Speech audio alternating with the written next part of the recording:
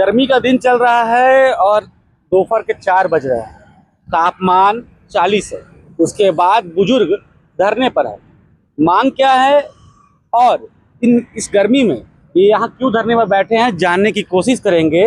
और वहाँ पे एक बोर्ड लगा हुआ है, छत्तीसगढ़ प्रगति पेंशन कल्याण संघ, और कई इसमें 3 संगठन यहाँ पर मौजूद है। 3 संगठन के लोग मौजूद है, ज्ञापन देने आए हैं। क्या मांग है और किस लिए यहाँ पर बैठे हैं, जानने को। पहले तो अपना नाम। राजमणि चौबे। क्या हो गया कि इतनी गर्मी में यहाँ आना पड़ा? गर्मी में आना पड़ा कि शासन हम लोग को ध्यान नहीं देती है। मोदी सरकार आती है 2020 के बाद से जो ट्रेन में भी रियायत मिल रहा था वो भी बंद हो गया। अब कर्मचारी हम लोग को एरियस बोनस जैसे सरकारी कर्मचारी की जो सुविधाएं थी सभी को सरकार रद्द करते जा रही है। एक बार तो हमने प्रधानमंत्री और यहाँ पर शासन बदला जो नहीं दिए, अब ये आए हैं मोदी जी, तो इनसे भी आशा करते हैं कि ये दे रहे हैं कि ये भी जाएंगे। भाई कुछ दिन का तो है। और क्या हम लोग का मांग है कि एरियस बोनस जितने सुविधा है सभी शासकीय कर्मचारी को जितना दिया जाता है हम लोग को भी पेंशन में दिया जाए। दाह कर्म आदि के लिए 50,000 रुपया दिया जाए और पेंशन में जो ट्रेन वगैरह का सुविधा जिसे हम लोग का था, जो पहले हाँ सब्सिडी जो था पेंशन में, मतलब ये सब ट्रेन वगैरह निर्यात सब बंद कर दिया गया है। इसको भी चालू किया जाए। और कर्मचारियों लोगों को हे दृष्टि से देखा जा रहा है। सरकार सब मध्य प्रदेश और छत्तीसगढ़ दोनों की सरकारें देना नहीं चाहती हैं, इनको पुनः चालू करें। तो कहीं ना कहीं जो पुराना जो स्कीम था, पेंशन स्कीम था, उसकी मांग हो रही है। और भी कुछ लोग हैं, जान लेते हैं क्या किस लिए आना पड़ा, आज गर्मी इतना है यहाँ पे।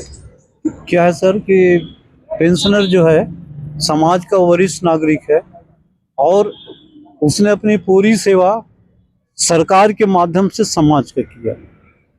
उसके एवज में जब उसको मिलना चाहिए वो तो आज नहीं मिल रहा है। उसका जीवन यापन बेहतर हो, बाल बच्चे परिवार के साथ उसका आत्मीय संबंध हो। आज के दौर में, ग्लोबलाइजेशन के दौर में ये क्या है, ये परिवार को भी तोड़ रहा है तो पेंशनर उससे भी टूट रहा है। और सरकार की जो मार पड़ रही है पेंशनर उससे भी परेशान है। तो पेंशनर जाए तो कहाँ जाए। हम लोगों ने बहुत उम्मीद से मोदी की गारंटी के तहत इसके पूर्ववर्ती प्रदेश की सरकार को बदला और नई सरकार को लाया कि ये नई सरकार घूम घूम के बोलती थी कि पेंशनरों की जो भी पीड़ा होगी उस पीड़ा को हम दूर करेंगे। तो लेकिन क्या था, ये मोदी के गारंटी के नाम से हम लोगों को विश्वास मिली और जीतने के सरकार बनने के बाद 2 साल आज हो रहा है। वो सरकार चाहे मध्य प्रदेश की हो चाहे छत्तीसगढ़ की हो, दोनों सरकार मिलके आज पेंशनरों को लूटने के नाम पर, ठगने के नाम पर, दोनों का स्वभाव एक है। दोनों केवल पेंशनरों को ठेंगा नहीं दिखा रहे हैं बल्कि मोदी के गारंटी को भी ठेंगा दिखा रहे हैं। हमारा इस स्थिति में कहना है कि पेंशनरों को जब देना होता है तो उसमें एक धारा बाधक है 49(6). 49 में क्या है, दोनों राज्यों की सहमति लेनी होती है। और यहाँ पे होता क्या है, कभी मध्य प्रदेश देता है तो छत्तीसगढ़ अड़ंगा करता है, छत्तीसगढ़ पत्र जारी करता है तो मध्य प्रदेश रोकता है। तो दोनों के कबड्डी खेल में पेंशनर ठगा सा महसूस करता है। तो हमारी पहली मांग है कि धारा 49(6) में जो सहमति का शर्त है आप उसको शिथिल करो। इसी के साथ झारखंड से बिहार अलग हुआ, बिहार से झारखंड अलग हुआ, यूपी से उत्तराखंड हुआ, लेकिन दोनों राज्यों के पेंशनरों को उतनी परेशानी नहीं है जितना छत्तीसगढ़ और मध्य प्रदेश के पेंशनरों को परेशानी है। तो हमारी पहली बात तो ये है। दूसरी बात है कि हमारे प्रदेश के सरकार के द्वारा करीब 86 माह का एरियर्स जो पेंशनरों के जेब में होना था, आज वो पेंशनरों के जेब में नहीं है। आज वो सरकार के पास है। वो सरकार के किस हिस्से में है सरकार ये भी बताने को तैयार नहीं है। तो हमारा ये कहना है कि आपका जब एग्रीमेंट केंद्रीय सरकार से हुआ है कि हम केंद्र के कर्मचारियों पेंशनरों को एक साथ एक तिथि पर एक दर से राहत भत्ता देंगे। राहत भत्ता जीवन स्तर को मेंटेन करने के लिए होता है, ये भी सुप्रीम कोर्ट ने कहा।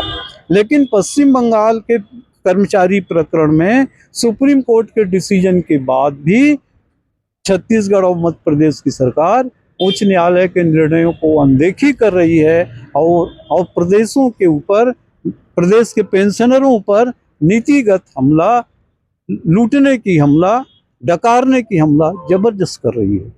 केंद्र सरकार की जहाँ तक बात है जिनका संबंध डायरेक्ट प्रधानमंत्री मोदी जी से है, उनसे हमारा ये निवेदन है कि दादाजी ने बताया कि कोविड के पहले जो हमको रेलवे रियायत मिलती थी, हवाई जहाज की रियायत मिलती थी, उस रियायत को बहाल किया जाए। 2020 से इसके साथ ही जो नई पेंशन योजना है उसको बंद की जाए, पुरानी पेंशन योजना लागू की जाए।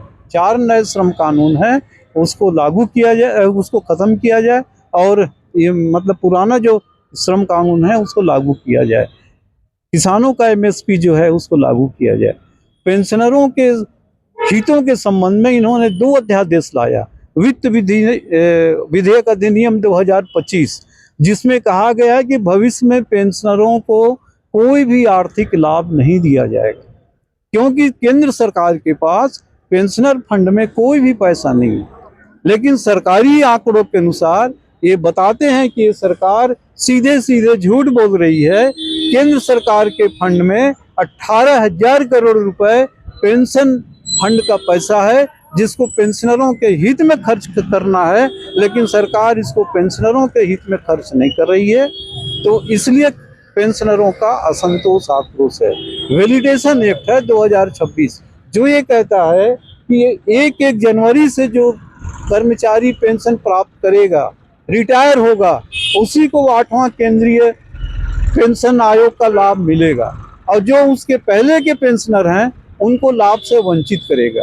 इसके साथ ही ये कि हमारे यहाँ अतिरिक्त पेंशन की सुविधा दी जाती है, लेकिन कब, जब आप 80 वर्ष के हो जाएंगे तो 80 वर्ष में 20% का लाभ, 85 वर्ष में 10% का लाभ, 90 वर्ष में 10% का लाभ, 95 वर्ष में 5% का लाभ, और जब आपकी उम्र 100 वर्ष हो जाएगी तो आपको 100% अतिरिक्त पेंशन का लाभ मिलेगा। लेकिन आज के वैश्विक दौर में पेंशनरों की उम्र अब 80 वर्ष नहीं रही, अब वह घट के 65 और 70 के बीच आ गई है।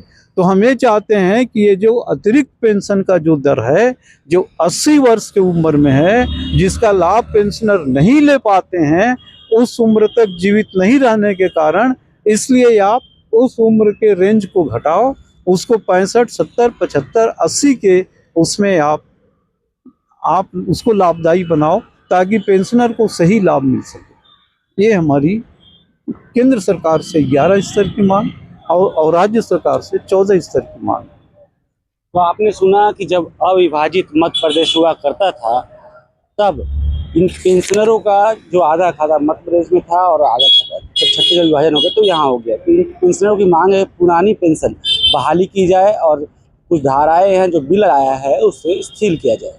शुक्रिया।